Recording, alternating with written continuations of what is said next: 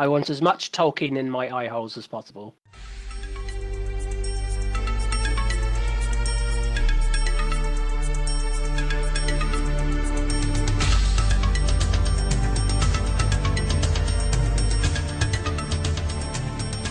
Hey everybody, and welcome to Vassals of Kingsgrave. It's a season of much fantasy, right? So this is the first of what could be many, who knows, reviews of the Amazon series Rings of Power, set in the second age of Tolkien's world of elves, dwarfs, proto-hobbits, and the rest. My name's Bina 007. I'll be your host today for our recap and review of episodes 1 and 2. We could potentially anything in the books, the TV shows, any ancillary merchandise. Today, I'm joined by some OG Vassals, so welcome back after a long hiatus, Varley. Hey, what's up, everyone? Varley on the forum. Somber Varley. Welcome, White Raven. Yeah. A Lord of the Rings reread from this group. Teddard, I think you were part of it, right? Hello. Yeah, my nerd cred's going to take a massive hit, but I opened my copy of Lord of the Rings Estate and my notes from the last reread episode we did about 7 years ago fell out. That was in the midst of time. So for the listener who's joined us recently, the Lord of the Rings reread was 7 episodes and it was in the double-digit box. So hi, this is Greg, Claudius the Fool, on the forums, if they're still out there. We welcome also the Blue-Eyed Queen. Hey, it's Casey, Blue-Eyed Queen. Last but not least, we have Carl Wadegi. Hey, Michael, Carl Wadegi, and resident Unsullied for this podcast, I suppose. Oh, that's going to be me too. How are you, Amber? I'm about 14 minutes from finishing episode 2, so whoops, I didn't finish one. We don't want to spoil you, so come back a little bit later. Oh, no worries, it's all right. Cool. All right, it's Fleming Cake ratings, so let's start with Casey. Coming from my position, which is basically I've watched the first 3 movies once. I haven't read any of the books. I haven't seen the Hobbit movies. I saw the cartoon Hobbit movie in 7th grade, so there's that. But otherwise, I come from a position of basically not knowing much about the world surrounding Lord of the Rings / the Silmarillion. So for me, coming in like that, I would give these first 2 episodes I want to say 4 out of 5. I don't really know what's going on yet, but it looks really nice and the music's really great. Varley, where are you coming in on this? Give it 4 out of 5 Rings of Power, the first 2 episodes. I really hope we get to see how Finrod dies, because that's pretty fucking epic. And Finrod is Galadriel's brother in the very beginning of the first episode, for people that don't know. I like how they're exploring some horror aspects more than like the kind of campy horror that Peter Jackson showed in the original trilogy and whatever the fuck that was in the Hobbit trilogy. And I dig where it's going, and I think the stranger is Gandalf because he keeps undrawing Gandalf's sign that he leaves in Bilbo's door. That starts this whole thing out in the Hobbit. Oh, it's backwards though. The Hobbit doesn't exist in Only my if you look at it in a mirror. Eddie, how about you? Yeah, I'd say so. I'm like halfway between 3.5 and 4 because I wasn't particularly interested in the first episode because it was quite boring. But I watched the second one a couple of times, and the second episode's much more interesting, especially the dwarfish and the hobbity stuff I like. So I'd say 4 lemon cakes. And It's still pretty decent. Yeah, it's like I really wanted to be blown away about it because I want as much Tolkien in my eye holes as possible. But yeah, and I saw we got to the hobbity stuff, the films, and it was just such a letdown, and never really went back to it. So It's the universe to redeem itself, isn't it? Yeah. Exactly. How about you, Brett? So I think it's absolutely beautiful. Looks great. Sounds good. Some of the characters don't look like I would envision them in my head. Like, I feel like Galadriel should have like a glow about her, and she just seems like a normal person, I guess. And that's weird to me. But I think the show's good so far. I'd probably give it a 3.5. If I had to go between 3 and 4, I'd probably go 3 just because I don't want to get up to 4. But I enjoyed them. It just hasn't blown me away yet, except for the visuals are pretty awesome. Stunning. You can see where the money went for sure. Michael, how about you? You are something of a lore master like Brett. You guys know your Tolkien. Ooh, I Let's- wish. I am a watcher of movies. I read the first book, and I spent maybe 1 or 2 hours trawling through the Wikipedia, but I do not know Lord of the Rings as well as other universes, so again, I would say I'm more of a newcomer. But I'd give it a 3 out of 5 so far. Excellent production values. I love the look of everything. I just wish the writing was a bit punchier and less exposition heavy, and they would show more than they tell. But I'm interested as to what happens next. the first couple of episodes, right? Because the amount of money they've got to get non-readers and people who don't know this world into it too. So maybe that's why you've got some of that Basil exposition. Yeah, I understand the enormous roadblock they've got to get through. I just wish they had written the dialogue in a slightly different way. But anyway, we can get into that. Greg, where do you come out on this one? I was very reticent to watch it because like the Silmarillion and like the early ages are just such a formative and like favorite part of my like reading, and like those worlds are in my brain, and I didn't really want to watch it, and I only watched it because like everyone was bugging me about it. Like I would walk in the store and customers would just stop me and be like, "Well, have you liked it?" And it's like I'm barely watching House of the Dragon, and now I have to watch this. It's been such a long wait that like I have to watch it, and I'm not trying to be curmudgeonly about it. Like Tedder said, like I just want as much Tolkien as possible. But like I was so disappointed because it just wasn't what is in my head. It is beautiful, but like the first age, the second age are like my favorite things to read about. Like I had dreams of those time periods, and I'm like, oh, they're asshole elf children. Oh, this. I was like, what is it? And I get it. You got to tell a story. You've got to get people, but it just felt really weird. And like by the end of it, I was like, okay, like I'll watch it. But if I didn't know that it was Lord of the Rings, I would just be like, what is this silly show that's about the same thing? Dark Lord dies, Dark Lord coming back. Oh, I've heard the story. Like, and that's what they're doing. And I get it. But like, I feel very, like, I was excited at the end to get the preview of Numenor. Like, I think that'll be cool. And part of it is I think it's just been such a long wait to get this time period on the screen in any form that like I'm going to be disappointed. And I told Casey that's like, I don't want a podcast I'm just going to be negative. I don't like doing that unless it's about Weight George. That's different. Like nice to have the range of views, Greg, and it's nice to have people who are coming at it fresh, and then people like you.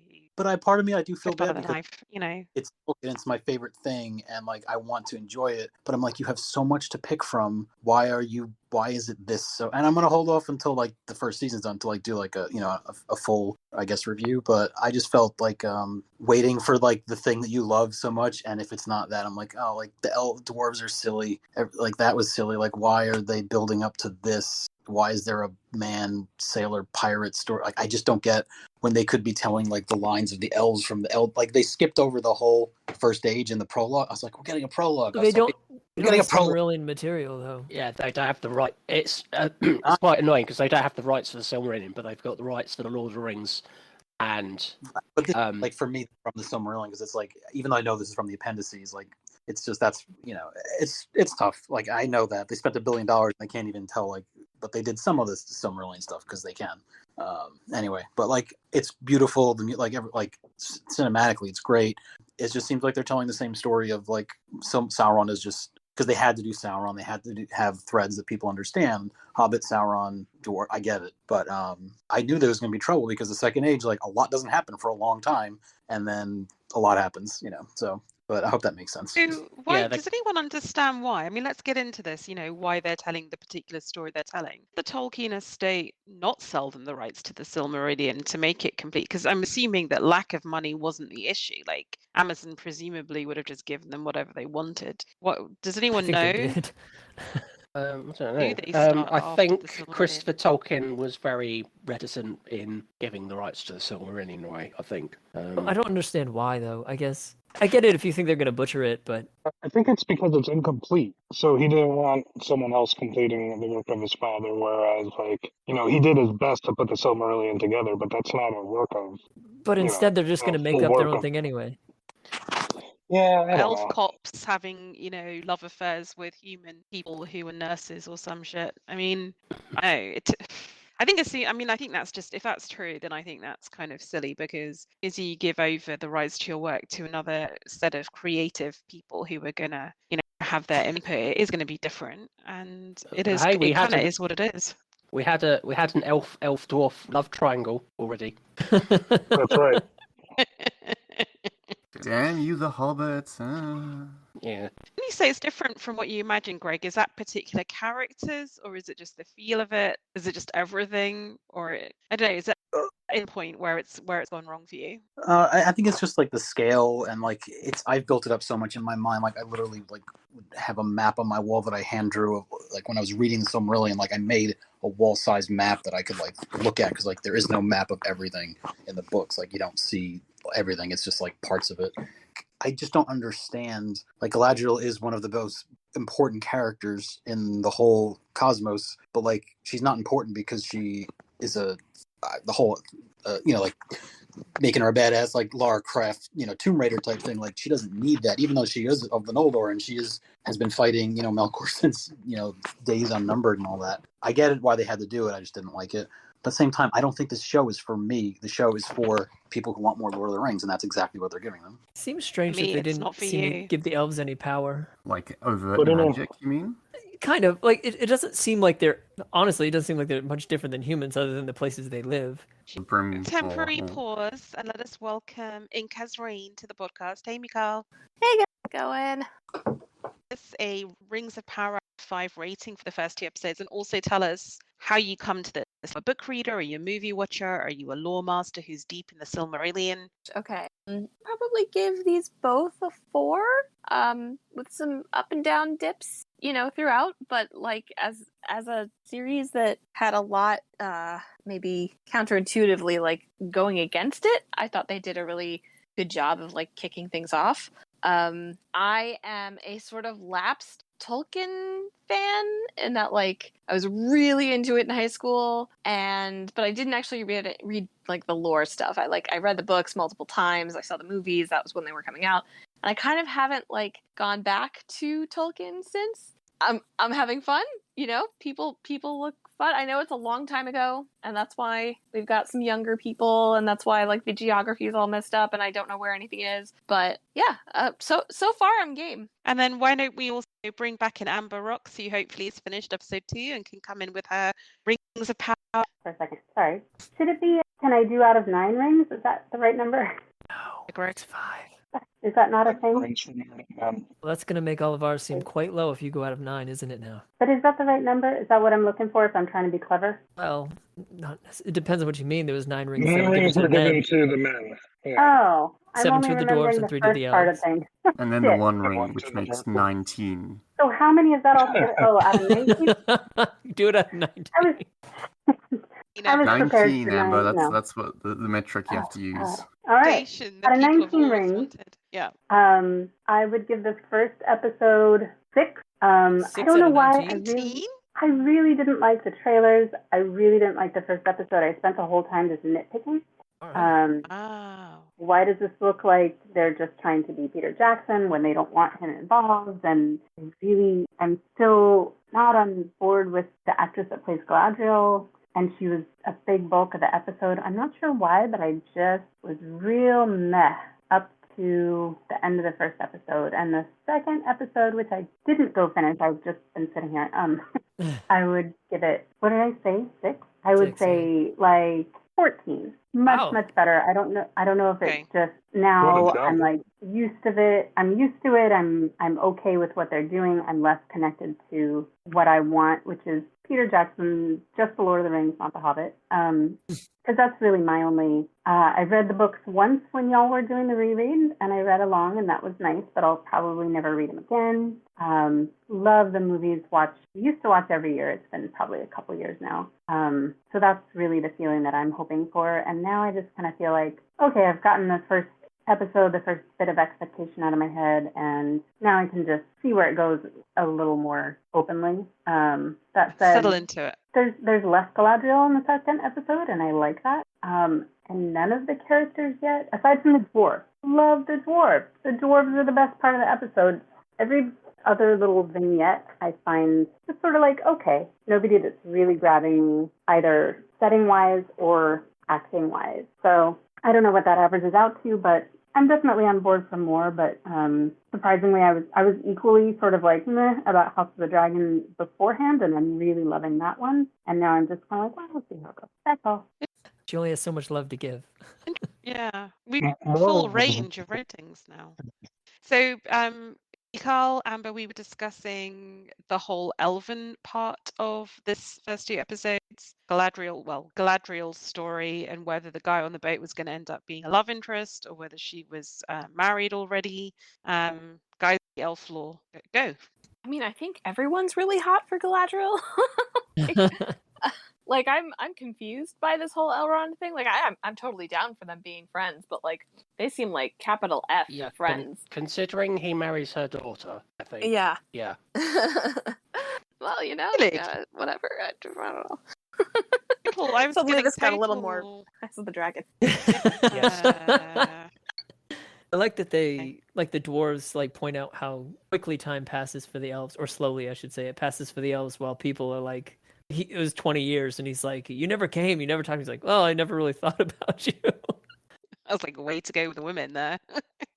He came across, I don't know if we're getting into him, but I thought he came across as a bit of a dick, or like a Elrond? bit kind of It's condescending. well established Yeah. that elves are dicks. I don't like his Dicks. face. Dick. He does have a Apparently, very. he was young Ned Stark, I think, in the Tower of Joy. Yeah, he was. Was he? And like a Yeah, man it eater. was young Ned Stark. Oh, blimey. The hair is no good. It's not helping his face. But he just doesn't Do have all like the a... elves in this world have like 1980s kind of bouffant lacquered Patrick Bateman from American Psycho hair? It's very high. Because that's when it was set. The second age, man. Think of that as the 80s. Third age is the 90s. It was awesome. And then It's the fourth very- age we don't even know about. It's very Captain Pike and Fourth Star age was Trek. COVID. It's very big hair. It's very Electric Dynasty. The one thing I noticed was that like the elves don't have long hair. Like that was the thing in the movies. So I was like, are they just making it so you can differentiate between male and female elves? Like, it seemed weird to me. Oh my god, you're right. They just. That's why they all looked weird. They just. That's why it all- Galadriel's brother looked weird. it Sorry. all- I'm just like, It all grows Oh. really, really slowly, but it's like 6,000 years, so of course it's long in. They just don't cut it, so 6,000 years later, of course it's longer. It does seem like they're going out of their way to show off the ears in the first couple of episodes. Ears we made. We're so clever. I mean, isn't that like my little theory right now is that the woman that's hanging around, the medical lady, what's her name? Who cares? Well, it looks like she's covering her ears the whole time, so my little theory is that she's actually elven or like a halfling or something. I thought maybe her It's son was going to okay be. if she max onto the elf cop, then that's all right then. Yeah.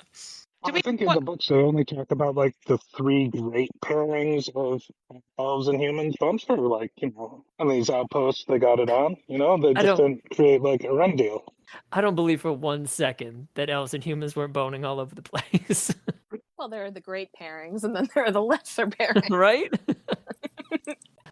I tried not With a to bunch name of her, Americans. but Varley had to. Let's get back on track with Galadriel because we need to talk about a bit what I think Greg and Eddie were hinting at that so important in these stories and is so elemental. I don't know what the word even is for her. Why did she just have to become an action heroine feminist icon? Like when White Raven said that she was like real sparkly. she used to be real sparkly, but now she's not. It's like kind of because Lord of the Rings was like from the point of view of a hobbit, basically, and he's looking up at this fantastical immortal goddess lady, who and so on and so forth, and all these spectacular things from the little small viewpoint. But now we're in this show, it's kind of from their viewpoint, so it's a lot more mundane now. She's still like one of the most beautiful of all the elves, too. Oh yes, which is apparently the reason the Silmarils got made, because Fëanor was like creeping on her. Really? God. I don't think I can't remember that from the Silmarillion. But I think things like she's noted among the great elves, and it's never really explained what she did to make her, among the great elves, and this is really showing it off. I don't have that much of an issue with it. She's one of the few elves that are around that actually saw the light of the trees in person. So it's kind of strange that, like, in Valinor. So it's weird that she isn't more powerful than all the other elves. I know she kind of is, but the way she just gets railroaded seems kind of weird. You'd think she would have more agency. Yeah, I think that was the thing. Her comment about Elrond became a politician instead of like a great thinker or lore master, like like he is in the Lord of the Rings and the Hobbits. Like, we all have a stupid adolescent. What the Hobbits call it? They're tweens. Yeah, she's just going for a phase. Okay. All elves get around the 6,000 year mark. They just go wild. Have a Go glow off the up. rails. Yeah, 6,000-year itch. That's what they call it. A little bit about Elrond because he is set up as kind of the counterpoint main elf character. He comes across to me a bit as a career politician that he's not invited to the council, and then he's all excited when he's sent off on a mission. And you just think, oh no. And how am I pronouncing this? Celebrimbor, the guy who Yeah, makes that's the right. rings? Yeah. That actor, he's an English character actor. He always plays slightly smarmy, arrogant, condescending people up to no good. Yeah, that fits. Set up really well. Yeah, they set it up Most really old well. Englishmen. Well, yeah, by That's this how he point it rules is. the world. No, but I mean, it's like I think they set it up really well because a lot of what attracts him is how he found it with Saruman, right? Like this idea that he's excited about new technology and learning new techniques from other people, and there's definitely ego there. He wants to make something beyond just crafting tools that will change the world. So I felt that was all, very well established. How did you guys feel about the whole Celebrimbor aspect and Elrond character, other than not liking his hair? Definitely shows. Well, we know that Celebrimbor made the Elven rings, and he didn't let Sauron participate, and that's how they weren't tarnished by him. But other than that, we just hear that he falls, sometime before the Third Age, right? In one of the final battles. His whole attitude kind of fits with like the broader aspects of it all, of elves being quite prideful and people making stuff and wanting to control things, and that's how they fall to evil and that sort of thing. So that point of view, it's I like it actually, but yeah, his hair's all right as well.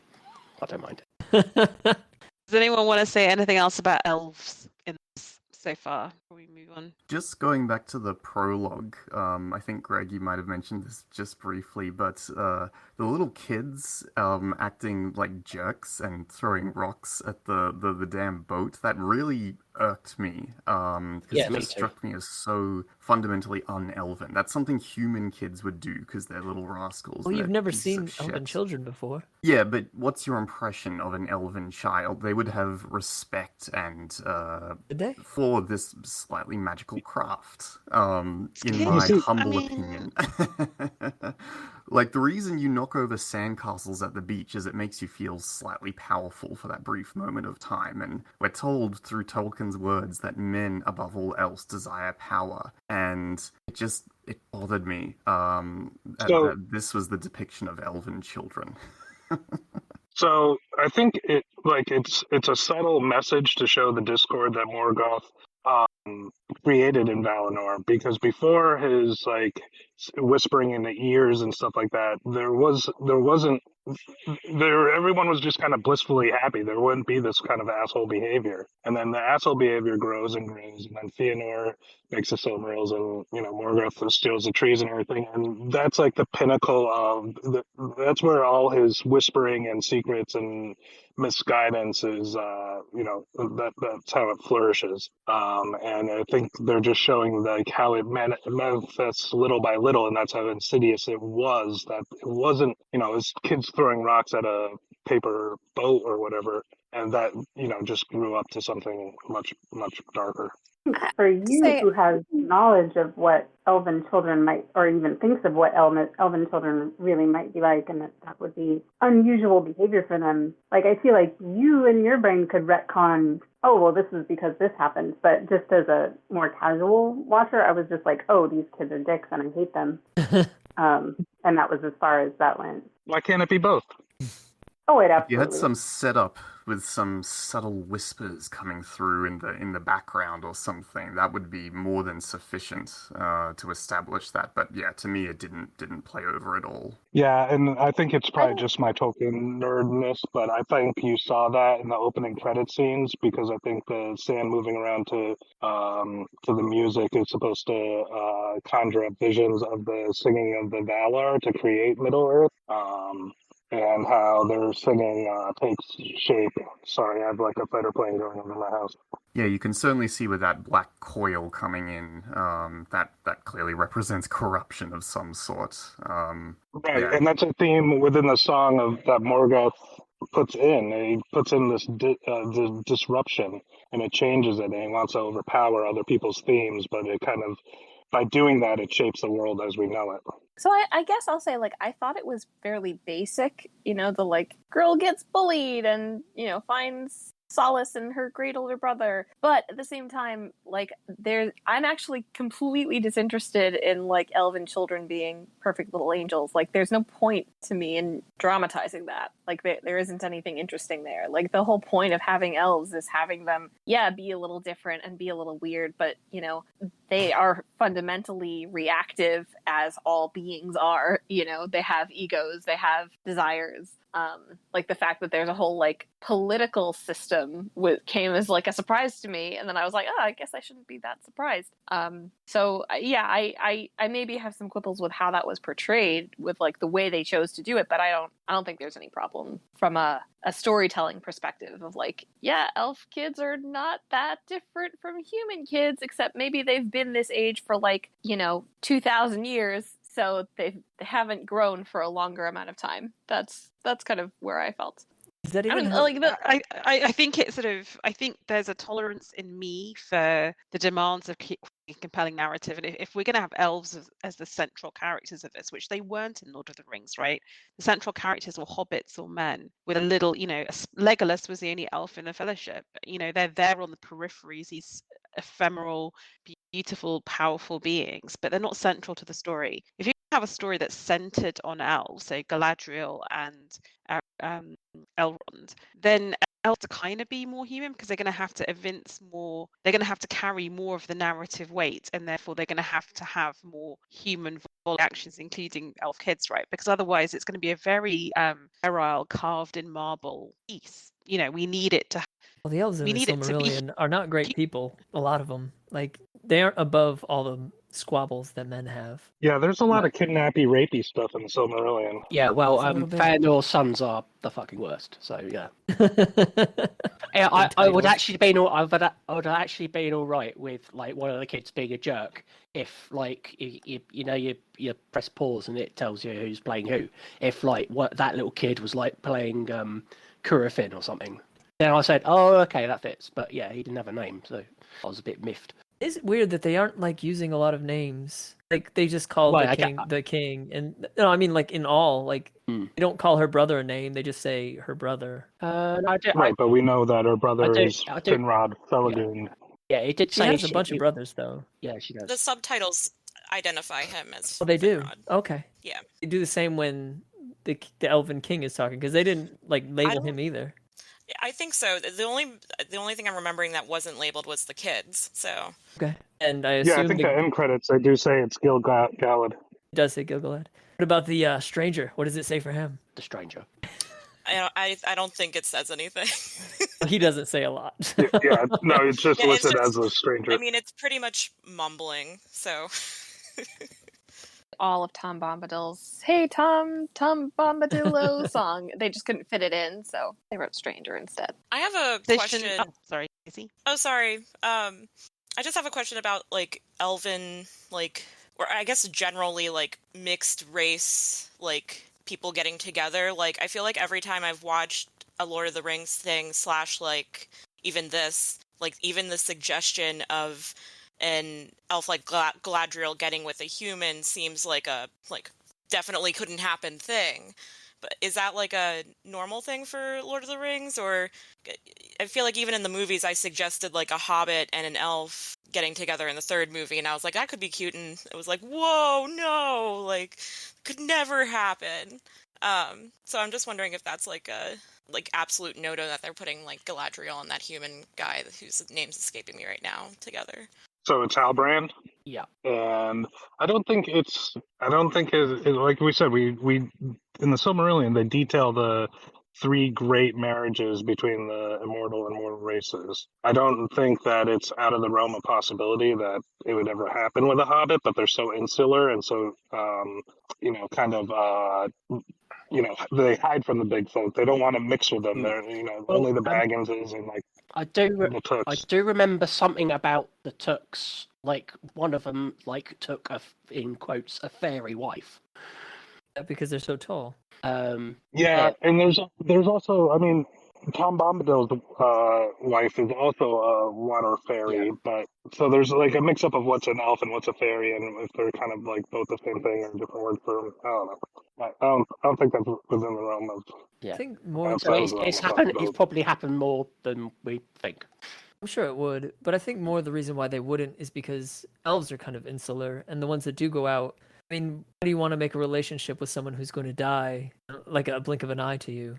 It would be devastating every time. I think it'd be very hard. It's more like you could do it. They always remind me a bit of like shogunate Japan, that just a very sort of isolated, codified, and perhaps considering themselves superior. So of course, you can get with someone else, but you just wouldn't necessarily want to. And then I would also say that the way racial thing is kind of like one of the things I didn't like about these first 2 episodes is it just felt very on the nose. Like a lot of this stuff about the sort of suspicion of the other and the humans not liking the sort of the pointy-eared overlords. It just felt a bit too on the nose, and like they were going to try and comment on current. Well, you have people that are living of immigration.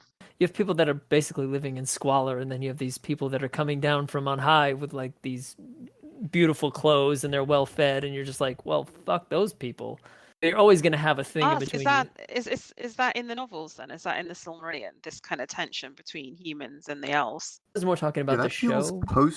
Post Tolkien, like it was only after Tolkien had established the elves that other works would sort of establish, oh, maybe the elves are kind of assholes. And for that reason, I kind of, not as a purist, but I just take issue with that. Like, why are you doing this? This isn't, what's your very good reason for doing this other than cheap conflict? You mean the conflict in between the 2 races? Yeah, basically that tavern scene where the guy just feels very cheap and forced, where they just start going at it, or rather the human goes at it against the elf. Well, it's like a have-nots, Aren't they part of the dark? So these are Morgoth against. So basically, everyone who's every man who's basically left on Middle Earth was someone who wasn't faithful to the Valar, because they all went to Numenor.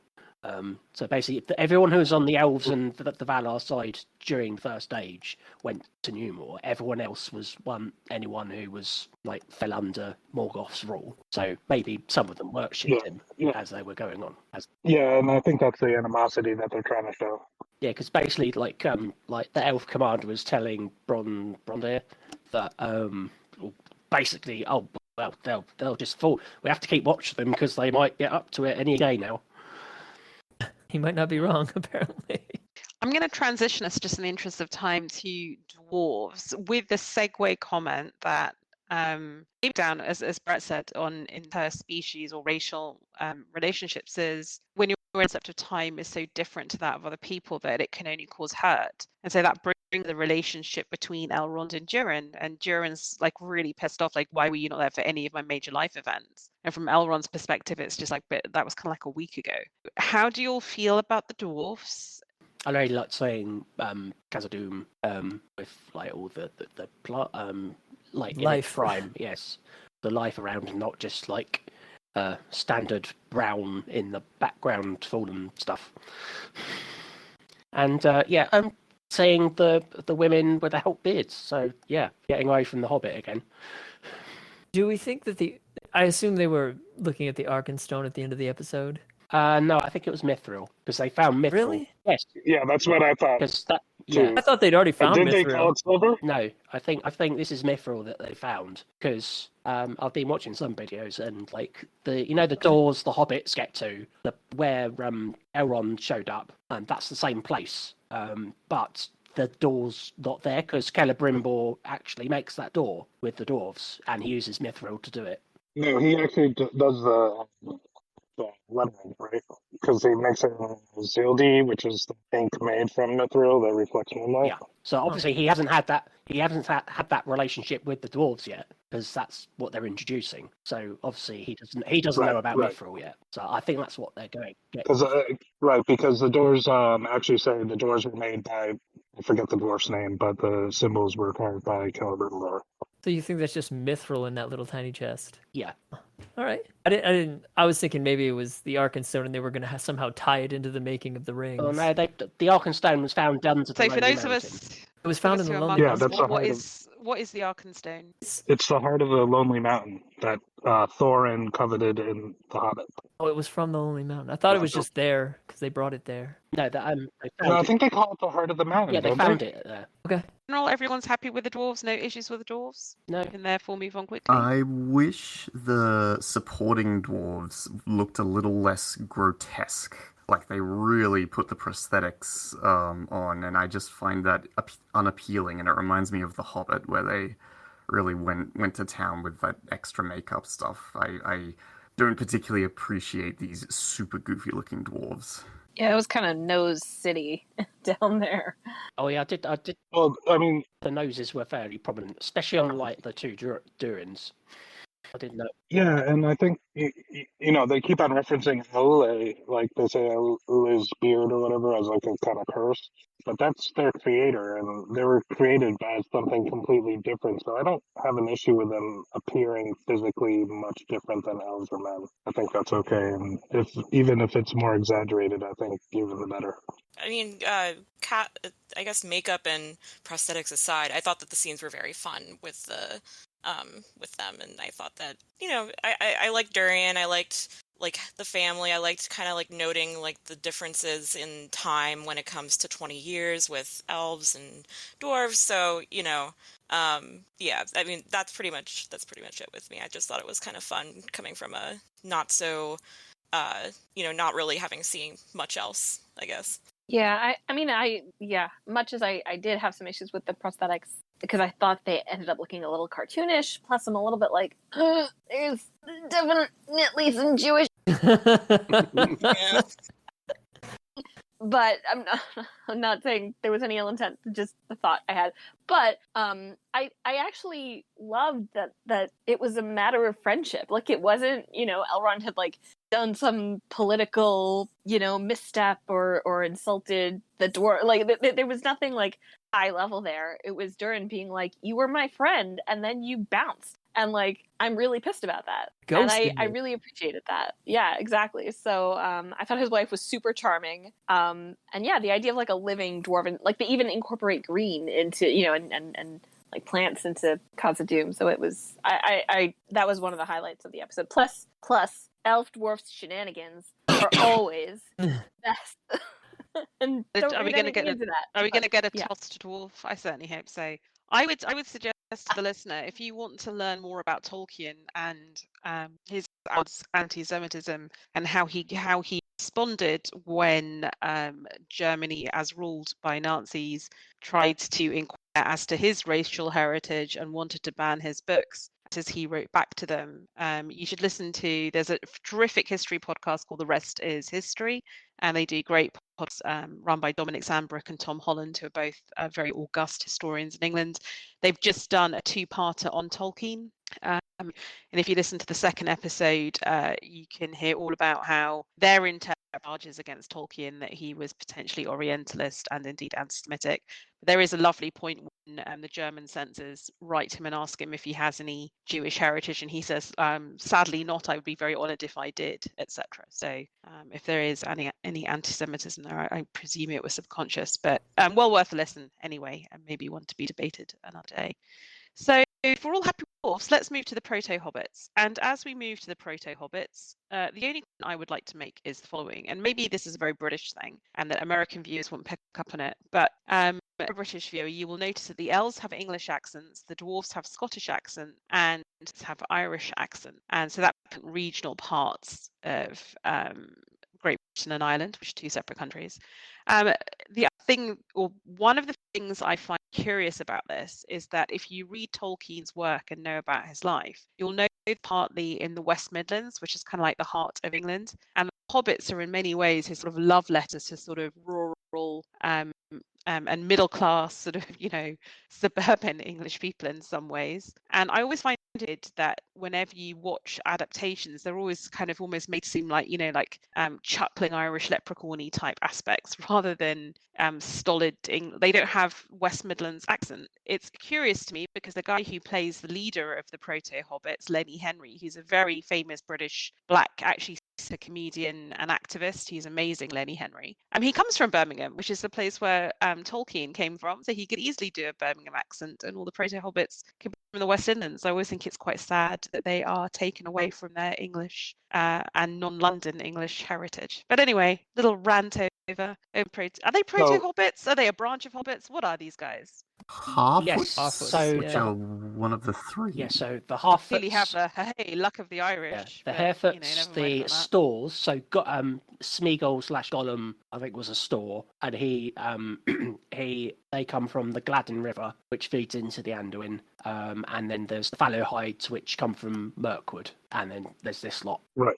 And I would say, Bina, they haven't gotten to the Shire yet. They haven't developed the Midlands accent because that's the Shire. So they're still on the move. They have thousands of years to develop it. Don't worry, everything will be all right. We'll get there. Peter Jackson made Lord of the Rings. They still didn't have Birmingham accent. No. Something They're weird lost going and on. wandering Something- nomads. I was just going to say they haven't found the luxury of the Shire, and that's when they'll develop their English accent. So while they're lawless savages, they're Irish. Kind of. Some Irish Yeah, right. They're traveling in commentators. caravan. Some Irish commentators have made that kind of criticism, just as Mikhail did about the dwarfs, that there is something vaguely insulting about when they're sort of peasanty, rough-haired, sort of, traveling folk, that they're given the Irish accents, and that it's somehow an international shorthand, isn't there, for sort of multinational viewers, that when you have English people with English accents, they're going to be hoity-toity, upper class, and a bit arrogant, and when you have jovial, slightly drunkard, peasanty people, they're going to have Irish accents. It's all just a bit lazy, I feel. Sorry. Because Lenny Henry's a Brum. He's from Birmingham. Hang on, if all But the anyway. hobbits have Birmingham accents, they're just going to sound like Peaky Blinders. Nothing wrong with sounding like Peaky Blinders, mate. But the whole Peaky Blinders, because that is how Tolkien willed it. I agree with you, Bina, that this probably was just a simple manner of differentiating them from the other groups, the other species. I think so. without Anyway, thinking I'm about it very any further. exactly, but I'm very happy to see Lenny Henry in there as like the old father, sort of proto-hobbit, because he just makes me happy.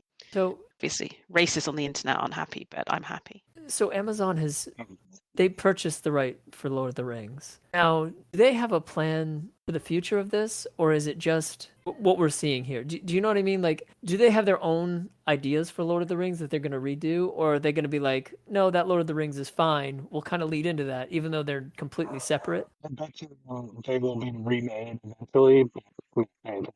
That's just Hollywood, though. They're remaking everything. There's no original ideas, really. They'll remake it, White Raven, purely because by the time they get to it, those Lord of the Rings are already incredibly old, and they'll be like, maybe another 10 years older. So I would have thought they'll be remake. And can you imagine making them properly with all the time of TV series where you can do things like the Scouring of the Shire? I would love to see that. We can get Tom Bombadil. Hooray! Totally can. How did you all feel about actually- hobbits? I found them very charming. I'm actually really glad you mentioned the accent thing, because the origin of it definitely passed me by, but I did find like what's her name, Nori, I found her accent very pleasant to listen to. But it probably is like it's less like it's not intimidating in any way. Like it's very soft and innocent sounding, and partly that's the acting. But I thought they were very cute. It is a little hard to be like, I don't know exactly when, again, I know a long time ago, so like some differences, but also like definitely they have the ears and the feet. Yeah, but at the same time, I don't know. They're very sweet. I feel like Nori is a very fun protagonist to follow. I wish they hadn't maybe made like that one visual joke with her friend like eating too much, because I'm like, okay, I get it. She's fat. She eats a lot of raspberries. Okay. But I'm for it so far. To the big issue. Oh, sorry, Casey. Which is, who the fuck is the stranger? But Casey, you go first on other Hobbit related stuff. Yeah, no, I also agree with Mihal here. Like, I thought that Nori was just a really fun character. Since Greg's not here, I'll just mention that some of the mannerisms, or some of the like little sayings that they had, like "great goats," that was a favorite of mine and of Greg's. So I like that aspect. I like that they're fun, and I'm interested to see where Nori goes as like a character and like what they're gonna do with her over time. But yeah. The stranger? The stranger. So my default thinking was, oh, that's Gandalf, right? Because it looks like a young Gandalf. What does everyone else think? Well, I'm hoping he's a blue wizard, because the blue wizards are supposed to come over first, but they were supposed to be two at a time. So I thought they all came over together. No, the two blues came first, and then Radagast, Gandalf, and Saruman came, and because I'm hoping that they do that, because like a big part of Gandalf's story is he didn't really want to go, and then they took him on the ship, and then as soon as he got off the ship last, and then the guy who had the ring, so the rings were already made, and the guy had the ring of fire, who was the bearded Círdan, yeah, he took him aside saying, yeah, you're gonna need this more than I do. So he had he could see, right? He had vision of the the future. Yeah, because elves are rather prescient sometimes.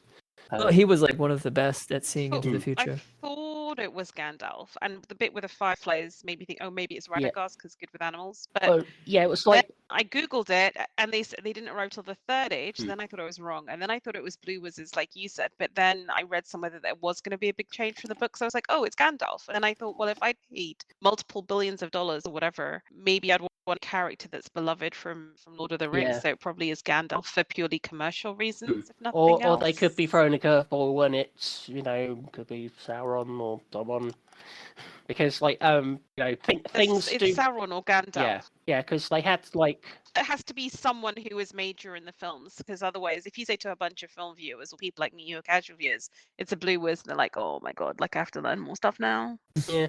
I feel that with Sauron, his initial appearance was very like charming and beautiful, and that's the first impression that we would get if this was a Sauron masquerading as someone. So a lot of people think this Halbrand guy might be Sauron, or like there's like a priest guy in the trailers who could be him. I think I'd like it if it was Someone Halbrand. looks fair and feels foul, to quote one of the very few lines I remember verbatim from Lord of the Rings.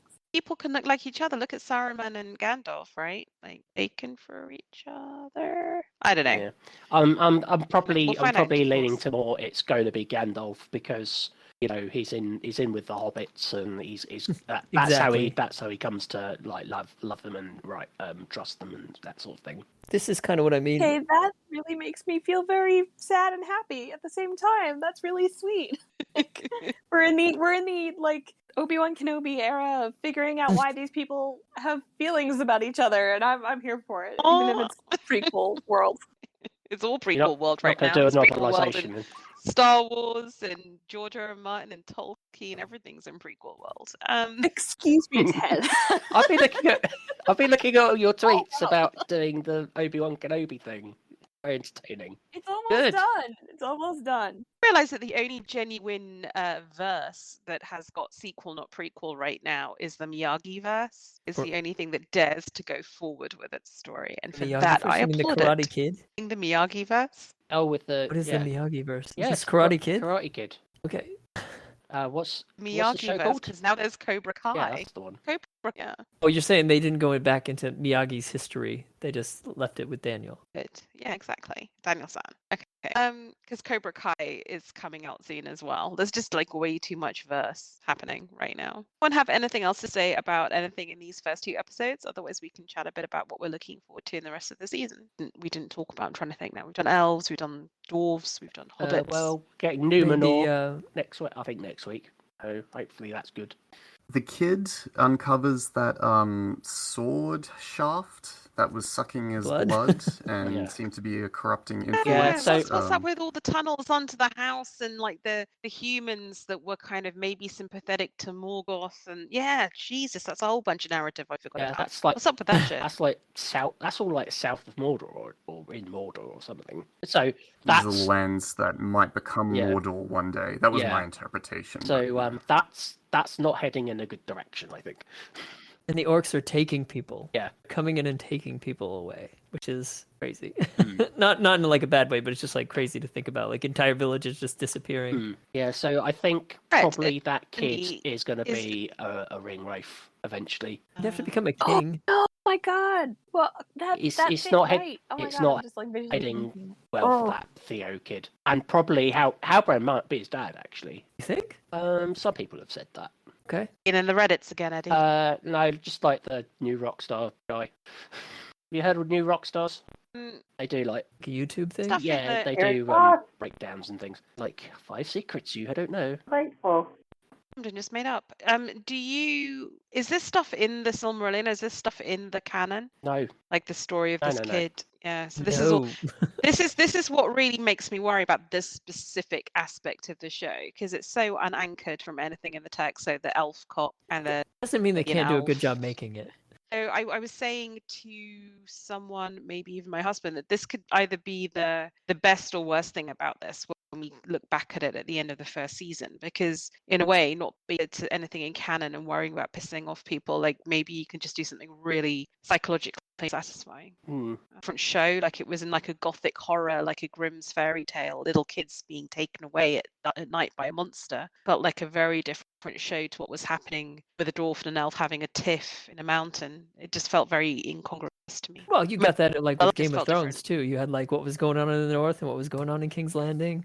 Yeah, absolutely. And I'm rewatching Brains right now, and some of the the scene jumps between some of I had forgotten this exploitation between some of that and then some of the more malarkey type scenes is very jarring.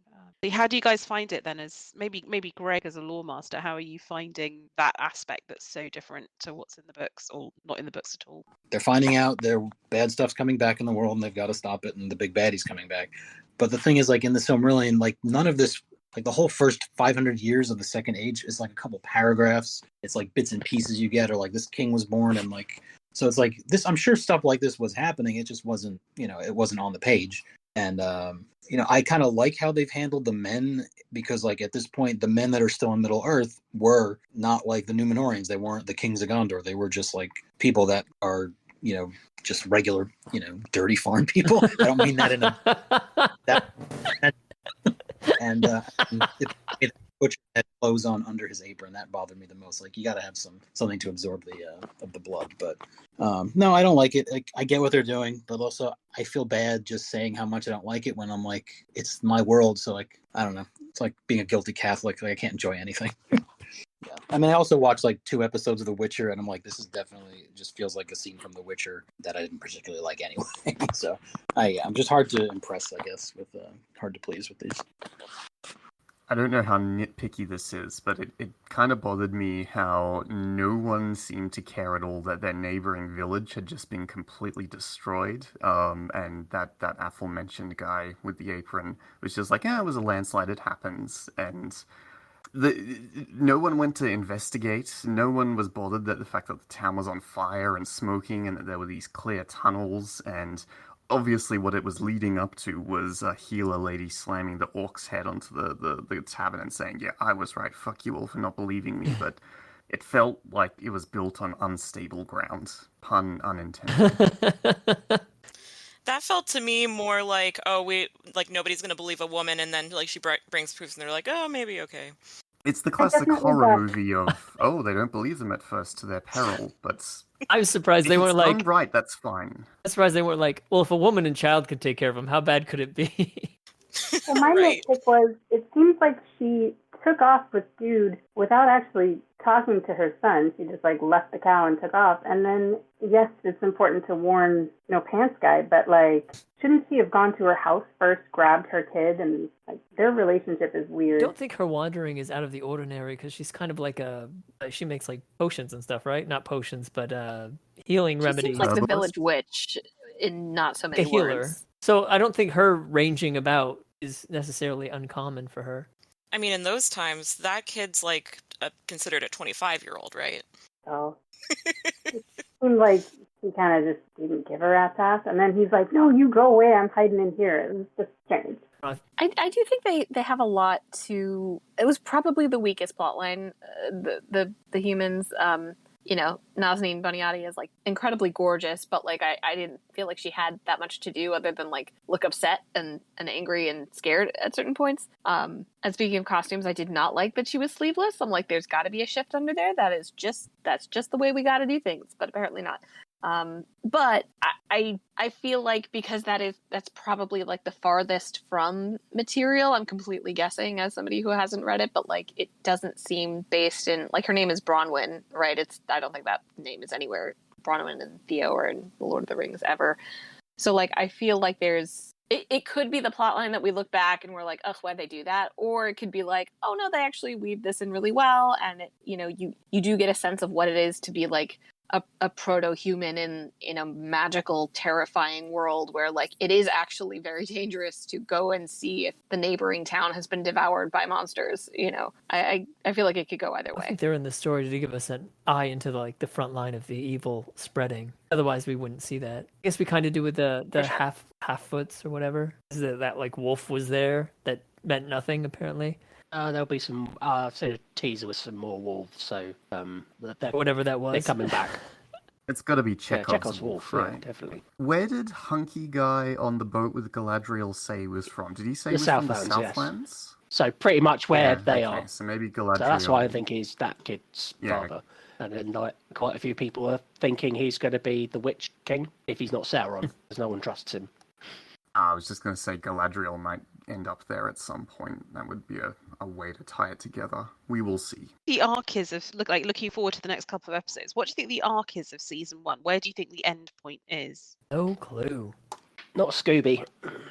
Crafting the rings, maybe? I'm thinking maybe The appearance? it'll be like we get this character, and the last episode will be the reveal that it's actually Sauron, and they'll be talking Who or the stranger is. either crafting the rings or talking about crafting them. Yeah, Sauron comes with his great plan, like the monorail director to Springfield. Monorail. Monorail.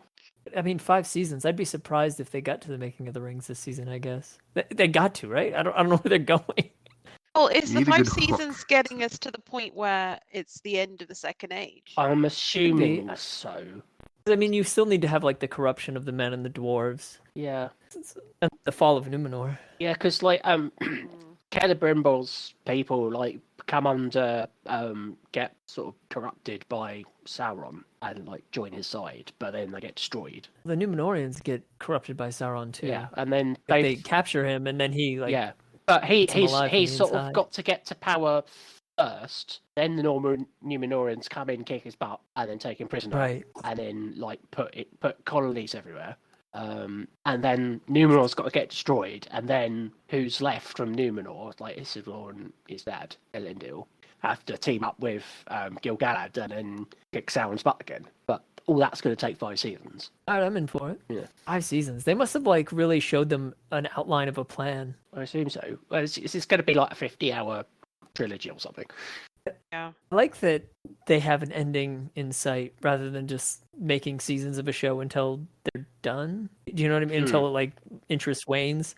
Like, I like that. Until the cash cow gets exhausted and Yeah. falls over. Right. Like if you have a plan, by the sounds of it, That's kind of the contradiction at the heart of the series, right? Like it is like you can't approach Tolkien, I don't think, without like real cognizance and themes and thoughts in mind. And from what I've heard about like the writer's room Brian Cogman did a good interview on The Ringer, where he spoke about like some of their like process in the very early stages, and he said they would start every day with a quote from Tolkien, and they would bring things in, and like it seems like a very conscious storytelling group, and at the same time like the force behind it is this like unbelievably like market focused capitalist, just as a fact, You like, think Amazon is that's what capitalist? it is. How could you believe such a No, thing? and I'm not even saying like the original movies were also made from a capitalist spirit. It's it's not new, but I feel like there's a lot of there. You have to balance a lot of very diverse instincts, I guess, when you're making this show for Amazon.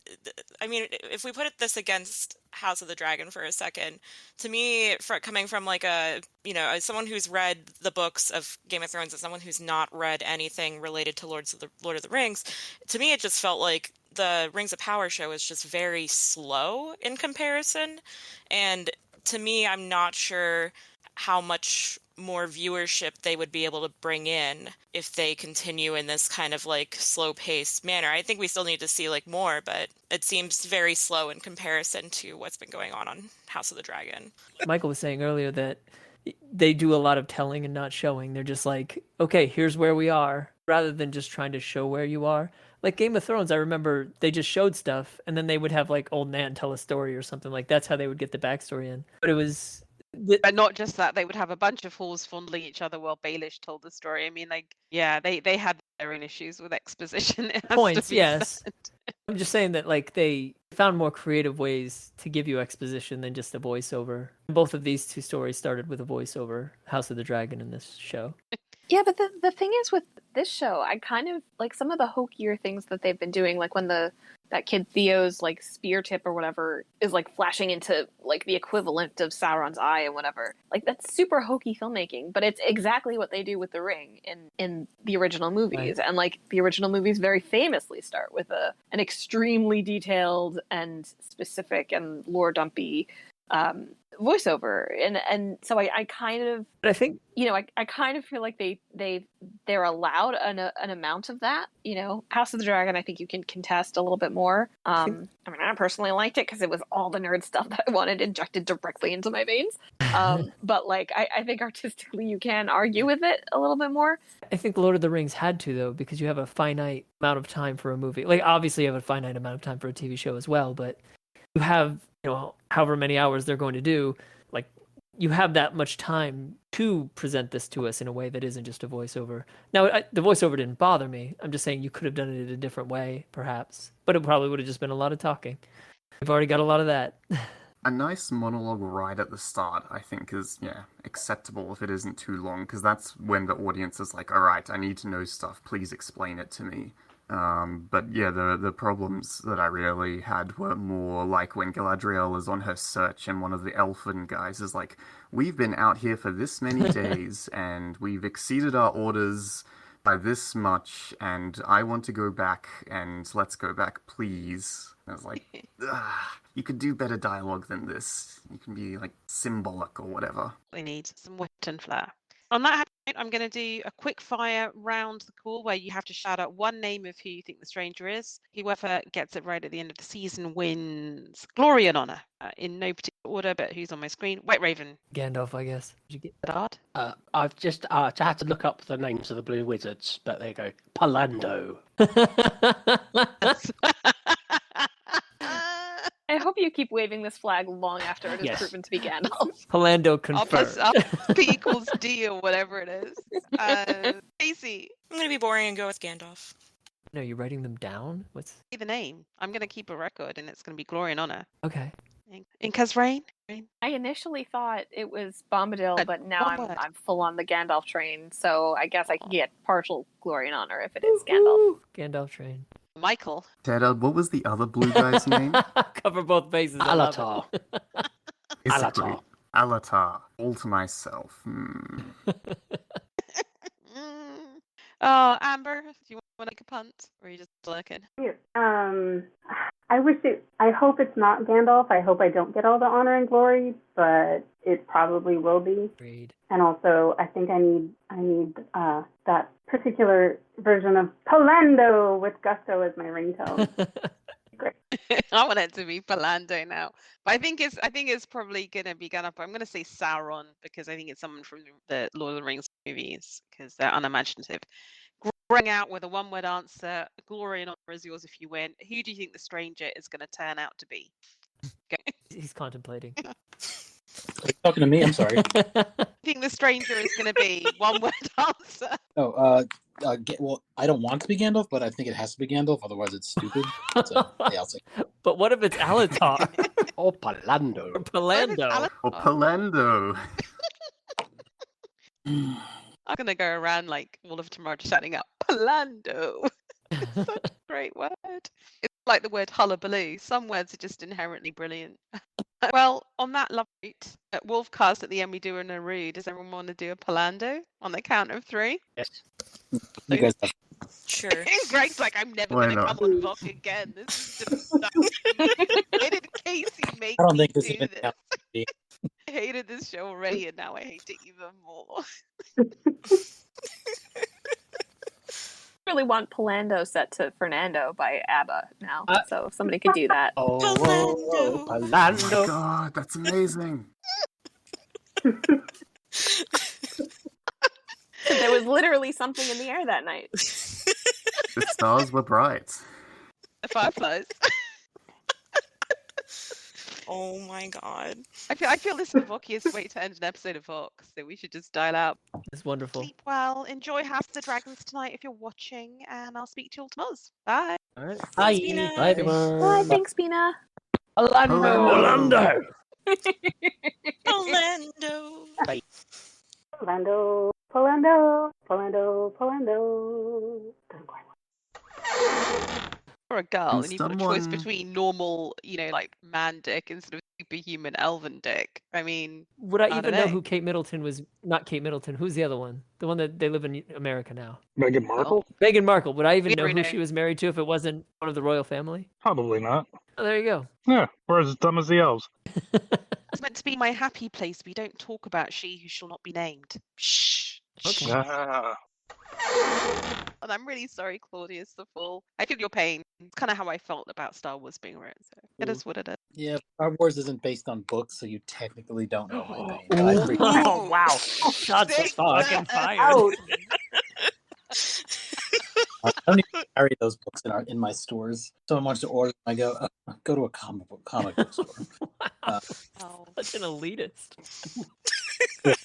I'm elitist about very few, but that's one of them. But it's, Yeah, sure, Greg. Very few things. That's the only thing you're really. nothing left in my soul. I have no energy to put towards a new thing right now. I just want summer to be over and then I can breathe. But this will be. You're such a curmudgeon. I just want summer to be over. Kids are always out on my lawn. Polando, Polando, Polando, Polando.